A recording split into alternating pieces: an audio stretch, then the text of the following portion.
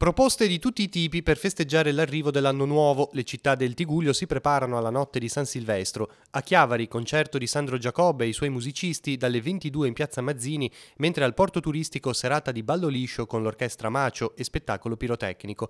A mezzanotte e mezza la tradizionale zabaionata in piazza San Giacomo di Rupinaro, promossa dall'associazione Pino Solari Omide Ruinà. A Santa Margherita Ligure tanto divertimento al Santa Claus Village dalle 22 con lo spettacolo di Andrea Carlini e Andrea Di Marco dei Brugia Baracche, DJ 7 con Matteo Ponzano e Miguel Gari dalle 23:30. Sesti Levante propone il veglione organizzato con la Croce Verde in piazza Matteotti a partire dalle 21 con musica disco, alle 22 mostra, proiezioni e musica dalla Torre dei Doganieri. Midnight in Rapallo alle 22 al Chiosco della Musica, mentre all'Auditorium delle Clarisse dalle 21:30 appuntamento con l'opera, tra i protagonisti il tenore Ivan Ion Rivas.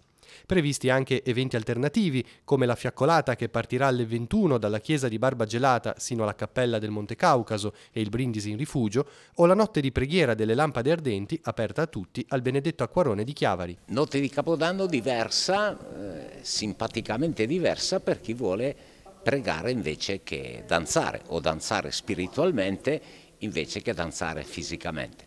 È possibile dalle 22 ritrovarsi davanti al tabernacolo, poi concludiamo insieme con la celebrazione della messa di mezzanotte, riflettendo anche sul messaggio del Papa come facciamo tutti gli anni per la giornata della pace.